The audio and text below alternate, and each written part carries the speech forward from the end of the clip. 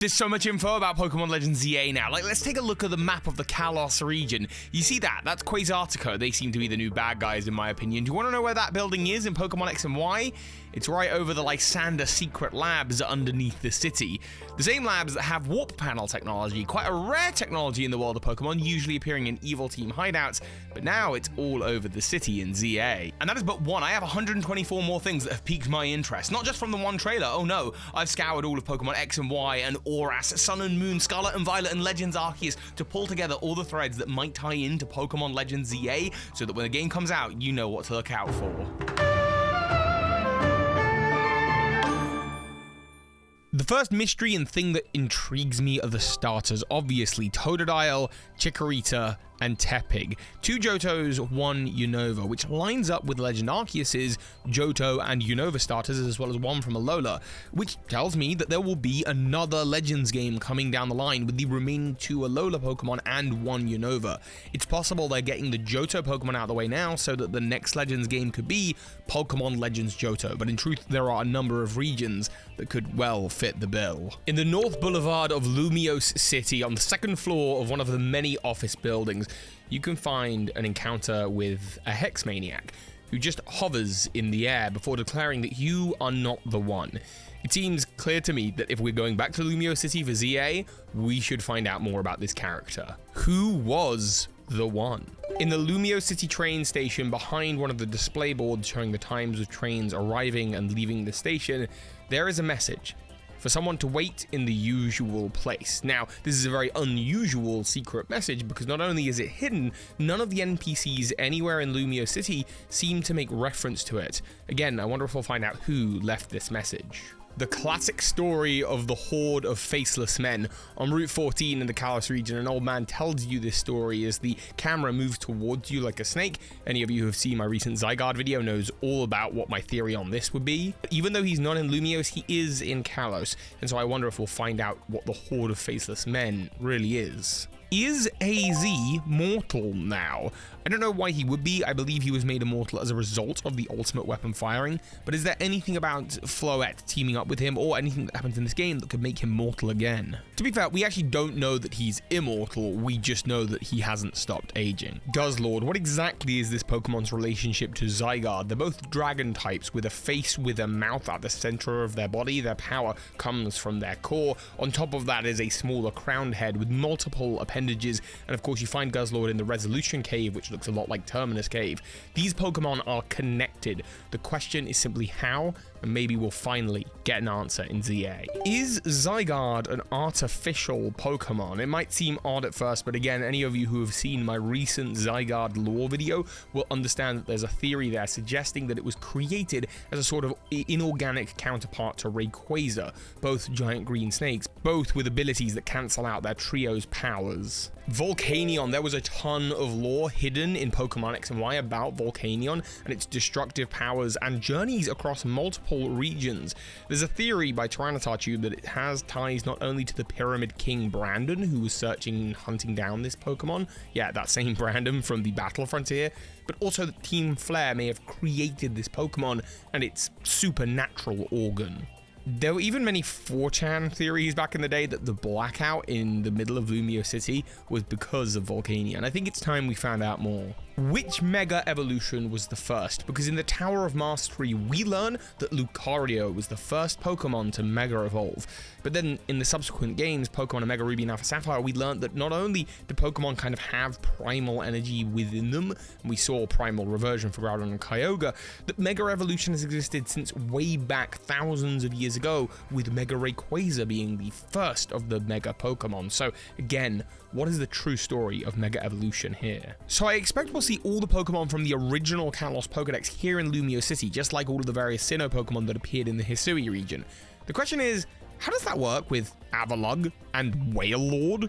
Where do these find homes within the city? And what about the Kanto starters? Will they all show up as well? A lovely viewer sent me this one, and it's wild. I love it. Is there any possibility that our rivals are Hisuian Zoroark illusionarily pretending to be human? After all, depending on which player character you choose, they also shapeshift and change form. It's unlikely, but I see the hair similarity. In the Parfoon Palace, just a little ways out of Lumio City, there is a book that is said to have the description of how to resurrect Pokemon and bring Pokemon back to life. Clearly a book that made sense for being in AZ's collection, someone who resurrected Pokemon. I wonder if we'll learn anything more about this book or see any other Pokemon revived from the dead. Also in the Parfoon Palace garden, we see both Reshiram and Zekrom as statues on either end of the garden. I do wonder if we'll learn more about AZ's journey and how exactly Reshiram and Zekrom are involved and tied into the bigger Pokemon pantheon. Also in the garden of Parfoon Palace, there are 4 hedge mazes. I wonder if we'll finally work out what the 4th is. The Solrock and Chandelure are both fire-type Pokemon evoking the sun, and what appears to be a Pyroar, although possibly it was a hint to Solgaleo, probably more likely a Pyroar given the location.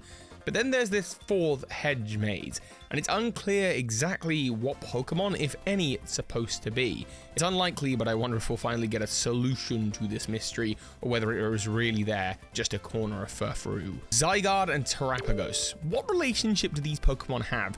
I've mentioned in my Arceus theory that these Pokemon might be related, but it's more than that, because when we first had the Scarlet and Violet book, and that one image of Terapagos in its terrestrial form, and given the Paldea region's assumed proximity to the Paldea region, it wasn't clear exactly that this Pokemon wasn't related to Zygarde, and with the Horizons anime, that's still unclear. 3,000 years ago was the Kalos War. That date was mentioned for the first time in Pokemon X and Y, and it seems to be a monumental event in Pokemon's history, but we still don't know who the Kalos War was with. Is it a civil war? Is it an interregional war? Was it somehow responsible for the events in Area Zero? That seems less likely now we know the full timeline of events, but still, there are a lot of suspicious connections. So I think it's finally time we learn exactly who this war was with. Similarly, what's up with AZ's Floette? Is it a regional variant or a paradox Pokemon? We still don't know. Can it evolve? It's finally time to have those Pokemon be catchable and find out. AZ fought his brother in the war 3,000 years ago. 2 brothers who acted as rulers of the region, or rulers of different regions. Again, we're not sure. But this story isn't too dissimilar to the twin heroes of Unova. Again, that Reshiram and Zekrom might be tied in some way. But then also the twin heroes of Galar who became kings. I've done theories on this channel before suggesting that all 3 pairs of people are in fact the same persons, and it would be great to learn more here in ZA. Much like how Legends Arceus featured ancestor characters, could we see that the characters here are related to any other characters in the franchise? It seems odd to me that Vinny has the mutton chops that he does. He just looks a little bit too much like Lysander for my liking. If the Z is for Zygarde, what is the A for? You arrive by train station, but the question is, where does the train station go, and where exactly are you from? Are you from another station somewhere in the region, or are you from further afield? In the animated series, Bonnie has a special connection to the Zygarde core called Squishy. And this is interesting because the way Legends Arceus worked, there were ancestor characters of other important characters in the franchise. If this is the case, and Bonnie is a canonical character in the world of the games, and that her brother Clemont is the person that runs the Lumiose Tower, is it possible that we'll see a relative of these characters who has some special connection to Zygarde? In the last Legends game, we found Ingo having fallen through a time-space distortion, unsure of who he was or where he was from. Ingo is part of a pair with Emmett, and I think it's almost a guarantee that in this game, we'll learn more about what happened from Emmett's point of view. Ryan and Lucario are less mentioned characters from Pokemon Legends Arceus, but clearly the ancestors to Riley and other Aura Guardians. You can battle the pair, and after you defeat them, they say, "Thank you for the experience. I can tell you've met many Pokemon, and that's helped make you stronger. I think we'll test our skills in other places from now on. Let's meet again." I do wonder if this is a promise from the character, or rather from Game Freak, that we'll meet this character again later down the line. Or perhaps given Lucario's significance as the first Mega Evolving Pokemon, perhaps one of Ray's descendants, like Riley, will give you a Lucario. How exactly do Mega Stones work? We learn in Pokemon X and Y from Sycamore that Xerneas and Yveltal's power somehow irradiated Evolution Stones, turning them into the Mega Stones that we see. But in Omega Ruby and Alpha Sapphire, it's explained that Rayquaza does not require a Mega Stone to Mega Evolve due to its Mikado organ working as a Mega Stone. That's a special organ in its body that turns meteorites and possibly poor Minior into Mega Evolution energy that it's able to access at whim. In other canons, like the Genesect movie, we see Mewtwo Mega Evolve at whim. So if there are other ways to achieve Mega Evolution, how exactly do Mega Stones work? Zygarde, when it was first introduced, was just the snake form. There was no 10% or 100% form. There was just the snake. But now, obviously, we know that there are these other percentages as more Zygarde cells get combined with it. But that only happens as a result of its own abilities or as a result of the Zygarde cube. What if there are other percentage forms, a 25% or 75%? Will we see that in the game? Could it possibly somehow go over 100%? This is what I've seen floating around on Twitter. Is there any world where the player characters are from Johto specifically, with the idea being that they look a little bit like Gold/Ethan and Lyra? I'm personally unconvinced, but I do get why people are saying that. This region might have way too many starter Pokemon. After all, the Kanto starters are expected to be here because of Mega Evolution. The Kalos starters are expected to be here because, well, it's Kalos. Of course, the new starters for the Totodile, Chikorita, and Tepig line are thought to be here.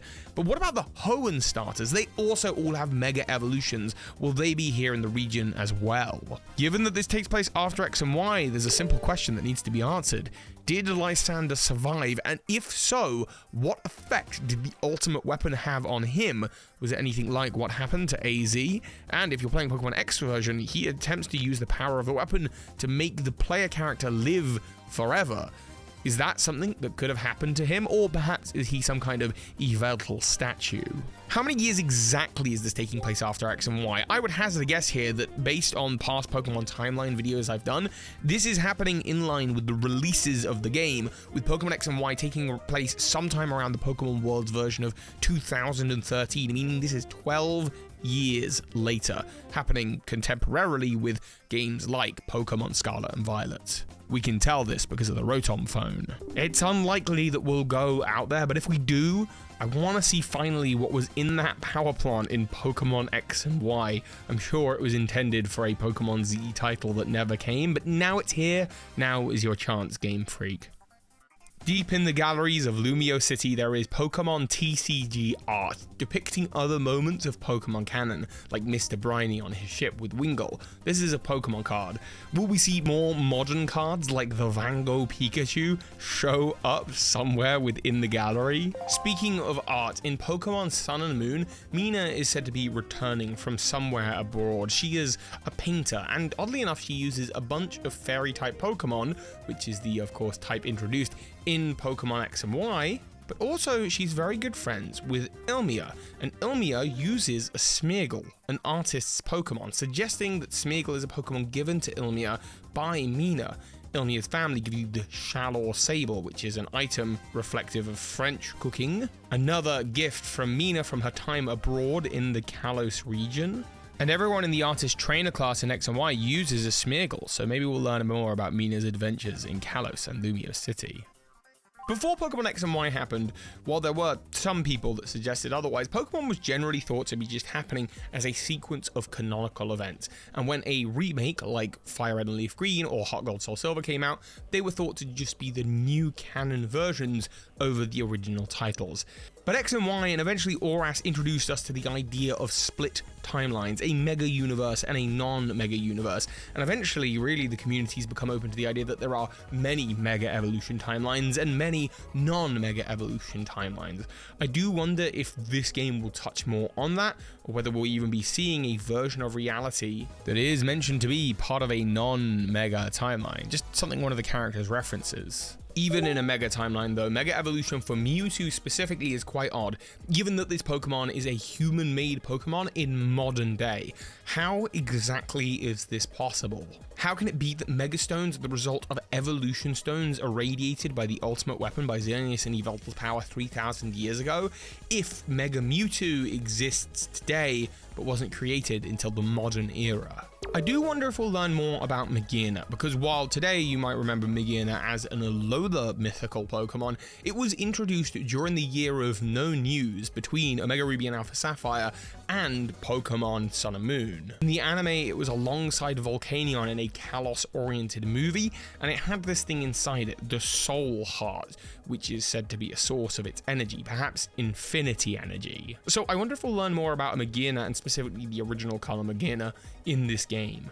I also wonder if we'll learn more about Olympia's moon cult. That might be news to a lot of you. It's a very old theory on this channel. But yeah, Olympia's design and everything from the animated series that we see suggests that she is the leader of some kind of psychic group of people. Her gym is an astral laboratory and she sees prophetic visions of the future. Also, just look at her character pose. You'll notice that she's posed very similar to Ace Roller, just with her hand out the other way.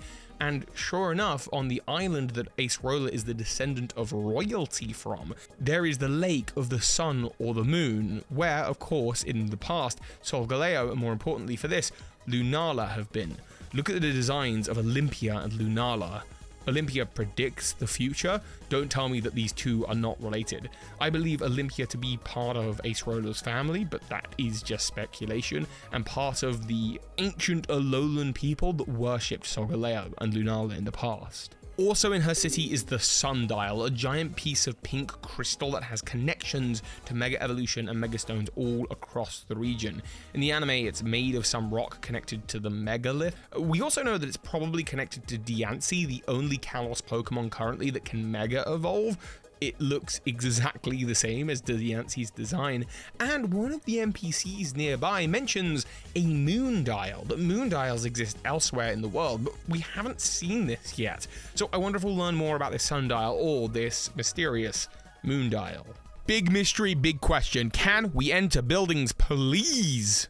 Is Team Flare totally disbanded, or are there little branches of it out there? Like, instead of Team Quasartico, there's like an actual original Team Flare, kind of like Team Plasma in Pokemon Black and White 2, where there was Neo Plasma and the old Plasma, or Rocket in the manga, perhaps led by Malva of the Elite Four. It'd be interesting to see how the organization has evolved. You may notice that in the various route areas, little Easter egg is staring us in the face. There are the statues with the original statues from the Generation 1 games on them. Of course, in Generation 1, they were mostly Rhydons, but by the time of Let's Go Pikachu and Eevee, they took this new distinct shape.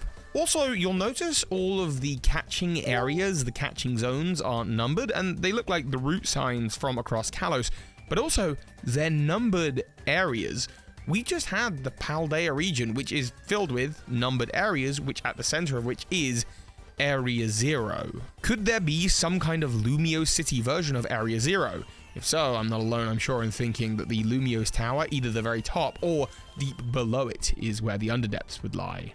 Could we see Megastone customization? And if not for our own characters, at least let us see new cool ways for characters to hold Megastones. I suppose this is more of a hope than a mystery. I do hope, though, that we get an ability to wear Megastone glasses or have a Megastone anklet like Zinnia the Lawkeeper. In X and Y, there's a backpacker on Route 10 that mentions that a strange dude called Colrus came to talk about the energy emitted from the stones. He's obviously looking to summon the latent power of Pokemon and even appears in Pokemon Sun and Moon. I wonder if he could come back to Kalos to teach us about Mega Evolution. The Kalos region is based off of France. That's not a mystery, but you know who else is from France in the Pokemon world? Fantina. She is French, I think, except for in the French version of the game, in which case she's Japanese or English. Anyway, I do wonder if we'll see any ancestor, descendant, or relative of Fantina somewhere here in Pokemon ZA. The post-game of Pokemon X and Y was pretty expansive, with a whole storyline around Looker, who had a kind of foggy memory. He was working with a young girl called Emma, who was being controlled by Xerosic of Team Flare, and being used to completely destroy that poor Esper. Oh my god, that was horrible. Anyway, I do wonder if we'll learn more about Looker and Emma or anyone connected to them. Why was Zygarde actually in Alola? I know it's because they didn't make a Pokemon Z game, I get that, but canonically, why was Zygarde there? What was it doing, and why did Dexio and Cena chase it there? I do wonder if we'll get finally an answer to all that, and perhaps its connections, if any, to Solgaleo, Lunala, and Necrozma. In the animated series, the character of Sawyer presents a number of his Kalos gym badges to Ash, and many of them are not actual badges. At least 3 are of some made-up gyms. I wonder if we'll finally get to see what these gyms are and who these badges belong to.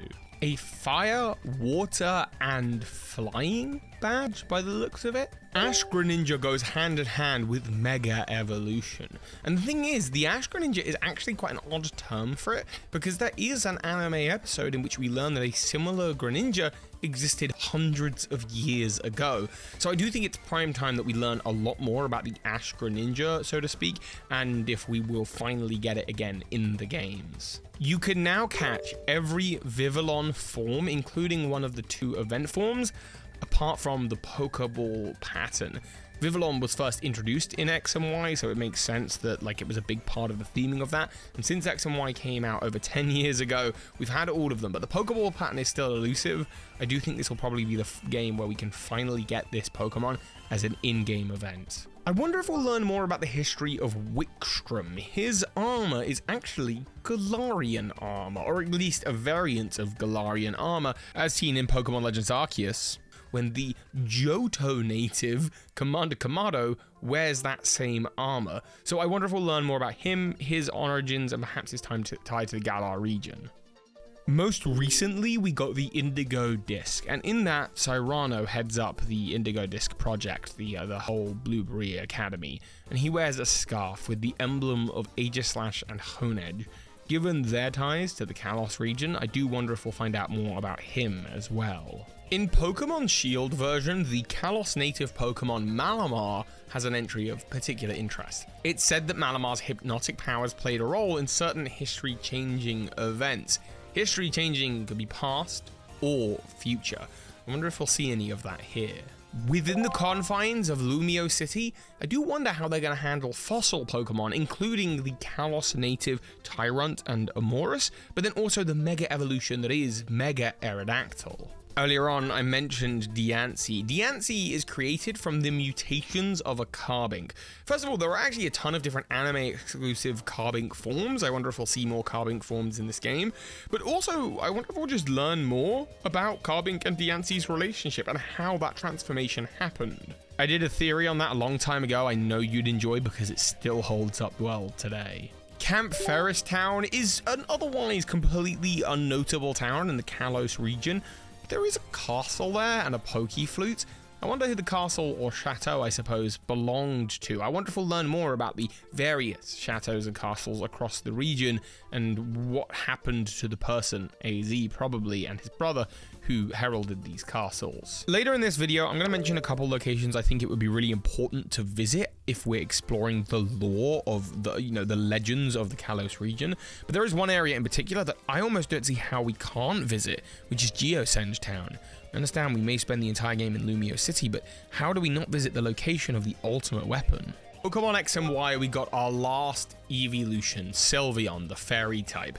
And there's a particular Pokedex entry that says that there's a Galarian fairy tale that describes a beautiful Sylveon vanquishing a dreadful dragon Pokemon. I do wonder if we'll learn not only more about this tale, but also what that dreadful dragon Pokemon was. Is it possible that it was a dragon evolution that we will finally get in this game?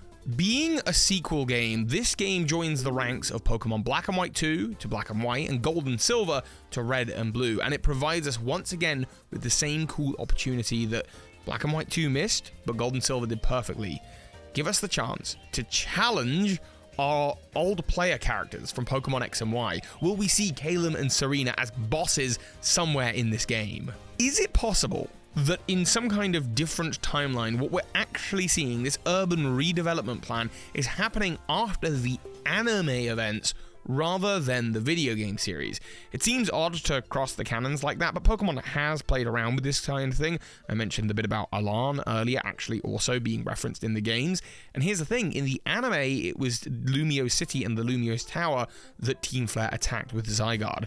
So I wonder if this could be the redevelopment of that version of the city, which looks very alike the version that we're playing in here. There is a mystery to be solved. I'm sure it will be solved because they're in the Kalos Pokedex, but the elemental monkeys, some of my least favorite Pokemon, are the only ones to not be on the Nintendo Switch outside of Patrat and the Patrat line, and of course Furfrou, but those have been confirmed in this trailer. So it's just the elemental monkeys left, and then we have every single Pokemon on the Nintendo Switch. Will we see them in this game? I can answer this one. Obviously, yes, of course we will. And more of a mystery here, will there be some kind of new Pokemon Home reward for catching every single Pokemon on a Nintendo Switch game? In Pokemon Generations, we actually see a cool nighttime chase sequence with Emma across the roofs of Lumiose City. Given that we can now jump and fly across the roofs of Lumiose, I do wonder if we'll get involved in any kind of chase sequences with Emma or with the Emma suit.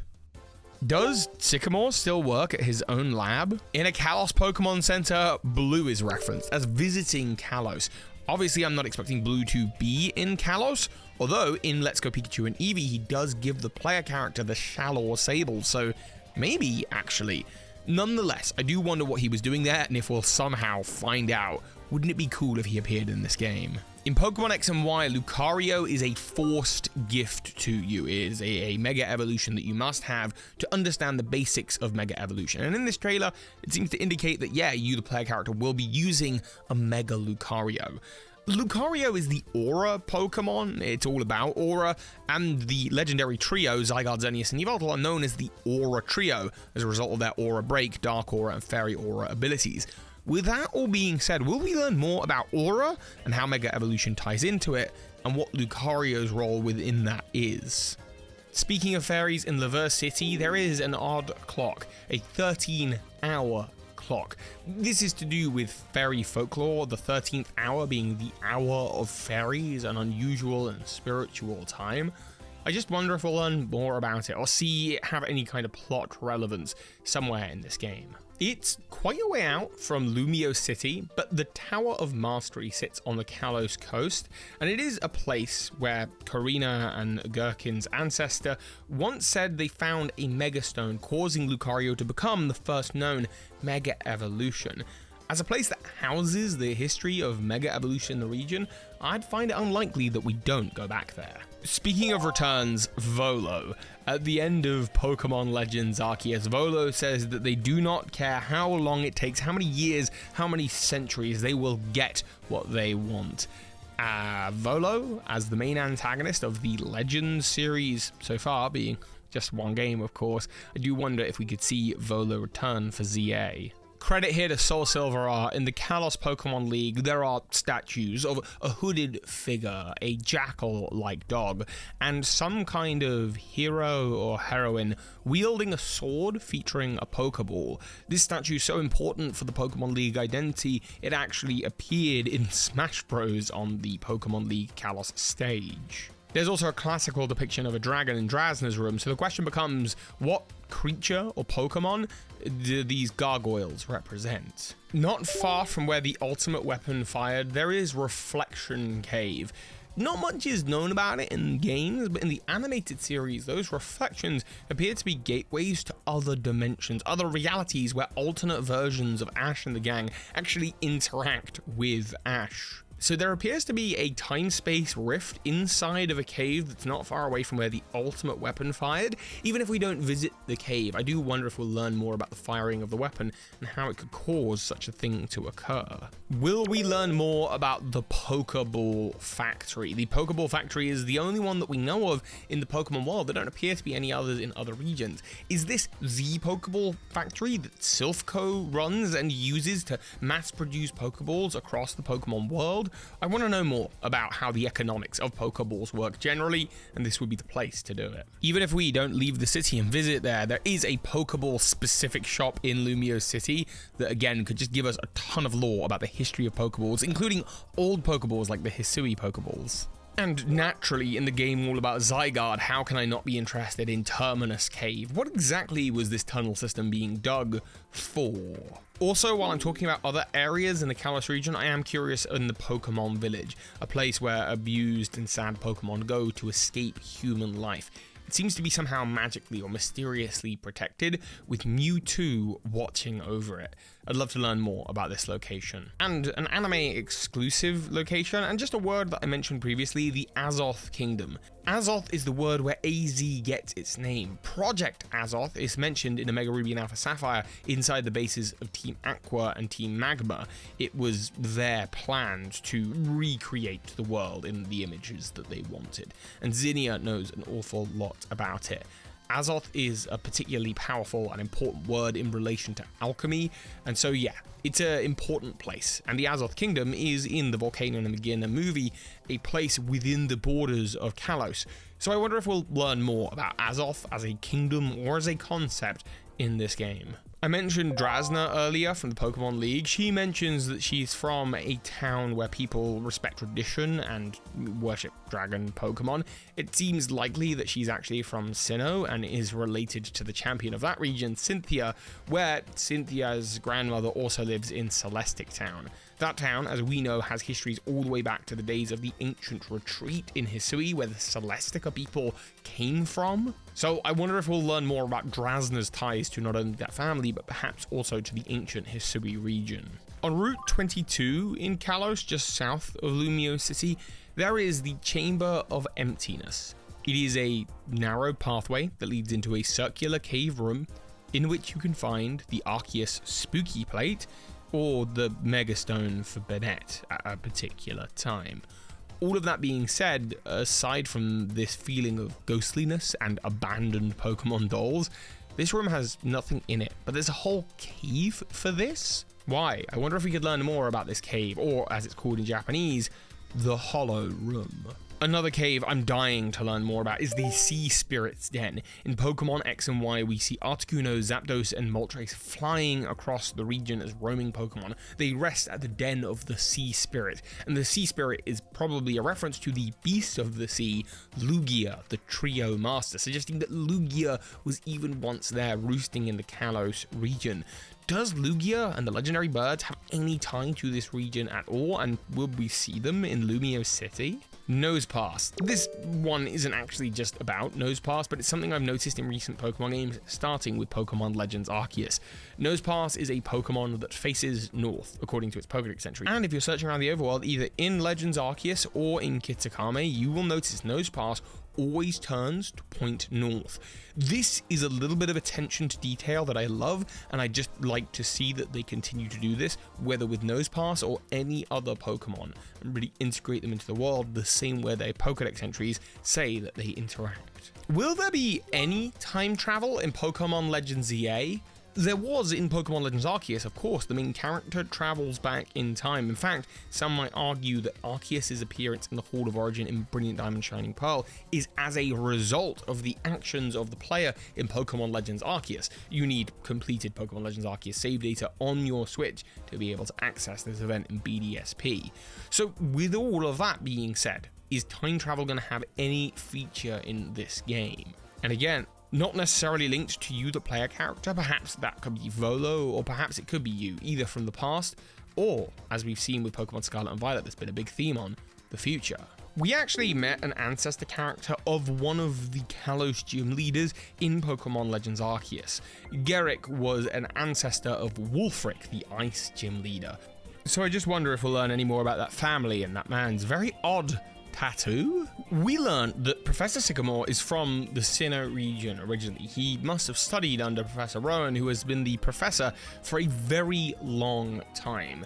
And given the connections of Professor Rowan to Commander Kamado of Pokemon Legends Arceus, I do wonder if we'll learn more about the Sinnoh-Sycamore relationship generally. There's an old theory suggesting that Sycamore is actually the professor's aide that is Dawn or Lucas's father. It explains the French beret. Will we get a shiny guaranteed Pokemon in this game? And if so, will it be a snake? That might seem a little bit odd at first, but here's the thing. With Pokemon Legends Arceus, we got a guaranteed shiny Ponyta. It's an odd choice until you realize that a big part of the prior generation were horses, the 4 horsemen of the apocalypse, Glastria and Spectria, as well as the origin forms of Dialga and Palkia, 4 horses. So Shiny Ponyta was a natural choice, and given everything going on with Zygarde right now, and it being the year of the snake, will we see a shiny snake Pokemon? I think we need to learn more about the hero of Hisui that looks like older in the tents of the Diamond and Pearl clan. As well as, of course, the leaders of the Aqua and Magma clans that appear to be ancestors of, or perhaps time-traveled versions of Archie and Maxie. Xerneas and Yveltal generally are very lore-light Pokemon. I did a whole lore video recently about the entire history of Zygarde, and Xerneas and Yveltal are part of that video. But if I were to make entire videos about Xerneas and Yveltal, there wouldn't be one right now. That is literally everything we've got in that video. We need to learn more about them and their cycles of waking and sleeping in the Tree of Life and the Cocoon of Destruction, and what it means exactly when Yveltal goes to sleep. Does it kill everything in the region, in the local area? Does it just turn them to stone like it does in the anime? What other ride Pokemon are we gonna get? Are we gonna get ride Pokemon? If so, I won't be the only one in suspecting Gogoat to become a ride Pokemon in this game. Will we, of course, be getting regional variants? I have to know. But if we do get regional variants, where were they in Pokemon X and Y? Generally, what are the connections between the Paldea region and the Kalos region? We believe these two regions to be connected. In fact, for a long time, people thought that the Scarlet and Violet DLC was going to take us back to the Kalos region, just on that northern border. And there are all sorts of watchtowers across the Paldea region, suggesting it was once, potentially, at war with a neighboring region. So is there a relationship there? And if so, what is it? Similarly, if Pokemon World locations are relative to where they are in the real world, with France being Kalos and Paldea being Spain, then what about the Crown Tundra, which is the south of the Galar region, which is ultimately the UK? I do wonder if we'll learn about any relationship there and the Pokemon English channel and what connections might lie between the two closely related regions. Melmetal is a Pokemon that isn't part of any known region. We see this officially in the Pokemon Home app. It's not part of any regional decks. Now, it actually came out during the time of the Alola games between Alola and Galar, so the idea of placing it in a Kalos dex does seem quite odd until you recognize that Melmetal and Meltan have Pokedex entries talking about 3,000 years ago. And while this does connect to the Darkest Day, and I do additionally, bonus point here, wonder if there's a relationship to the Darkest Day, to the Kalos region. That is a whole other mystery, and how the Darkest Day might tie into the war 3,000 years ago. I also wonder if Melmetal has any ties to these events. There is a swimmer who claims in Kalos to have swum all the way from Hoenn. Now, this at the time was a sort of little nod to the connections that were going to happen between X and Y and the Ruby Sapphire remakes, Omega Ruby and Alpha Sapphire. But if everything is as it geographically is suggested to be, with a swimmer in the Galar region suggesting that they've come from the Kalos region, which makes sense because he'd just be swimming across the English Channel equivalent, how is this Hoenn swimmer alive? That is literally the same as swimming from Japan to France, just on your own. How? Zygarde is the balanced Pokemon representing order amongst life and death, which is why it's the perfect trio master for Xerneas and Yveltal, and we can see the red and blue in its core colors, but there are these other colors that I suspect represent Solgaleo, Lunala, and Necrozma, being that it also represents the Earth, and they represent other celestial bodies, and the colors match the box art, but I'd like to get some confirmation on this. Zorua and Zoroark were kicked out of their native region to Hisui, where they suffered in the cold and became the Hisuian variants. But what region did they come from? A lot of people might say Unova, but you actually can't find them in the wilds of Unova really anywhere. They are gift Pokemon or event Pokemon. It's actually the Kalos region where we can find Zorua and Zoroark in the wild. So will we learn more about this story with this particularly unique pair of Pokemon? Will we learn more about the GS Ball? Yes, that GS Ball from the anime. It might seem odd that we learn about something from years and years ago, but it happened in the Alola games. We learned that the name of this ball was the Greatest Smith's Ball, and we actually see people like Wickstrom with this same Pokeball on their armor. So could we finally learn more?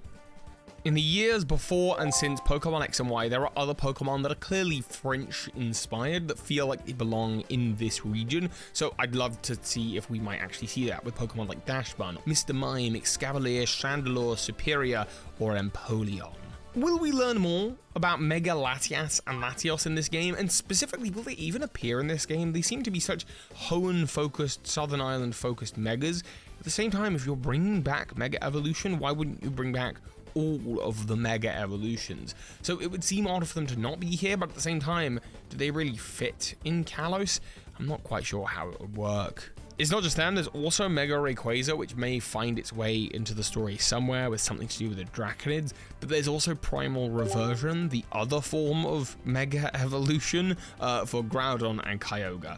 I really can't see these Pokemon appearing in the game, but I do think we'll learn a little bit about them as just like an external reference. Right, quickly, before we move on to the final 25, this is my secret call out to those of you who are now 40 minutes into a near hour-long video about Pokemon lore and secrets. You would definitely enjoy my Zygarde lore breakdown. You might have already seen that. If you haven't, check it out after this. I think it's worth a watch. Obviously, I think that I put a lot of work into my videos. I work with editors and artists, and even this video, I worked with an editor to help get it to you as quickly as I could while I know that you're all excited about ZA. I'm excited about ZA, and I just want to talk about it as soon as I can. Anyway, to allow for that kind of thing to happen, and for Pokemon lore experts such as yourself, please consider signing up to my Patreon. There is a link at the top of the description. There's also like an early access content series that I'm going to be putting sort of exclusively there. It's not actually exclusive. You're just going to be seeing some content up to 2 years early that I'm eventually going to stitch together and put on the channel. But that'll be like 2 years from now. If you want to see it, you can just sign up to the Patreon. That's on any of the 3 main tier levels, but there's actually a discounted version of the $15 tier level down to $10.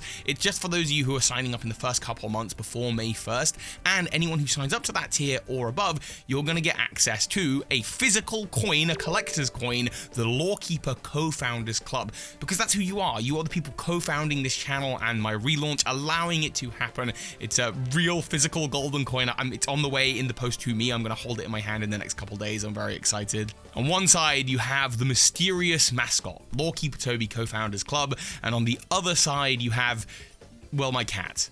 I just wanted to collect his coin with my cat. You can only get that and the discounted tier if you sign up before May 1st, so please consider supporting this channel on Patreon, link at the top of the description, and let's get back to those final 25. There's actually another set of French Pokemon that really felt like they were always supposed to be part of the Kalos decks, and that's the Swords of Justice, with Keldeo as the 4th member, and then you've got Cobalion, Terrakion, and Virizion. They're based off the 3 Musketeers, a French story. But also, Unova already had a legendary trio. So there was the legendary birds in Kanto, the beasts in Johto, the Regis in Hoenn, then in Sinnoh we had the lake spirits. But in the Unova, we got the Swords of Justice and we got the genies with their Therian forms. But then came X and Y, the first game in the entire franchise to break the trend of having a minor set of legendary Pokemon. I do sort of feel like that's what the Swords of Justice were meant to be. This one is super unlikely to get referenced canonically, but I do wonder about a sort of non-fairy timeline being referenced. In the original Pokemon Red, Blue, and Yellow, there was no Dark or Steel type, despite having Magnemite and Magneton. They were just pure electric. Then came Generation 2, and we got Dark and Steel. So that in Fire Red and Leaf Green, Dark and Steel were introduced into those games as well. Then, when the next Kanto remakes came out, Let's Go Pikachu and Eevee, Fairy was included because they were invented for Pokemon X and Y. These different timelines, or these different versions of the games with different types, it's super unlikely, but I just wonder if they will be referenced at all in any way, in the same way timelines with Mega and non-Mega Evolution are referenced. How are Mega Evolution splits possible? Specifically, why do they happen for these 2 lines of Pokemon? Charizard X and Y, and then Mewtwo with Mewtwo X and Y.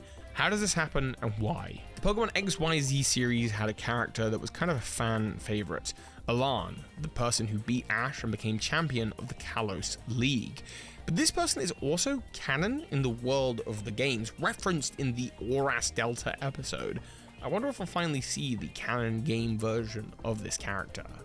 In the pre-story to Pokemon X and Y, depicting the war 3,000 years ago, we see the grave sites or tombstones of Pokemon that died in the war. It's their life essence that seemed to have funneled into the ultimate weapon, and that's the ultimate weapon that irradiated and gave life to Mega Pokemon. But it doesn't seem to be these species of Pokemon that got Mega Evolutions. The lore here has always been a little unclear to me. Additionally, are these tombstones, or are these the Pokemon petrified actually to stone? It's not clear in Pokemon X and Y either, as they just appear as stones with no details. So I just wonder if we can find out some more there. I mentioned the art museum having a Van Gogh Pikachu painting, but what about just a Van Gogh generally? We've seen more and more traditional art appearing all over the Pokemon games, and so I do wonder if in Lumio City we'll see a gallery with a bunch of new paintings. I wonder if we'll see that Greninja painting as well from the Paldea games, from Nemona's house. Will there be some kind of Pokemon Horizons tie-in? At the moment, the plot seems to revolve around a shiny Rayquaza, a hero from years ago with ancient Pokeballs, and of course a shiny Zygarde being used by the main antagonist, as well as a mysterious gemstone called Rocurium. I wonder if any of that will tie into these games, or even if they'll just be a shiny Zygarde event. I'm going to admit that this next thing that I'd like to learn more about is pretty lame and probably just a translation error anyway. But in the anime for Pokemon X and Y, there is a mention of the Lapidarian Highlands, and it's mentioned this is one of the only unexplored regions in the world. Now, I'm sure that the word regions is being used there just to describe a local area that has gone unexplored.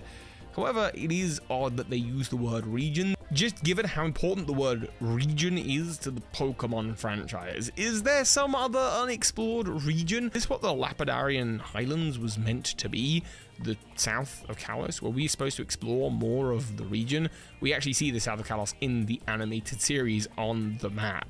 Maybe there was a whole other area we were meant to explore. In the trailer for ZA, we learn this game is going to be about the Lumio City redevelopment plan. But this isn't the only redevelopment plan that's appeared in the franchise. In Pokemon Omega Ruby and Alpha Sapphire, we learn about the new Marvel and the Marvel redevelopment plan. In the center of town, there's even a miniaturized prism tower that alerts to issues with the new Marvel, a place that was designed using the life force of Pokemon channeled into infinity energy to help protect the citizens of Marvel City escape apocalypse if it came around, and to protect Marvel City from outside threats. I wonder if there'll be some connection, and perhaps if the redevelopment plan will also involve infinity energy related products. Will there be any connection to Necrozma here? Especially because at the center of Lumio City there is the gym, also known as the Prism Tower, and Necrozma is the Prism Pokemon, the Pokemon of Light, and the Prism Tower is the Tower of Light in the center of the city.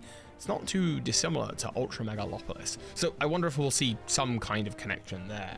Another cool one would be a Megalith boss battle. In the animated series, we see the team go up against a red Zygarde, a corrupted Megalith turned into this evil Zygarde counterpart. Is that something we could see in Pokemon Legends ZA? Will we see any more of AZ's team? Obviously, we're going to learn more about him in the game, but will we get to battle him more and see more of his Pokemon?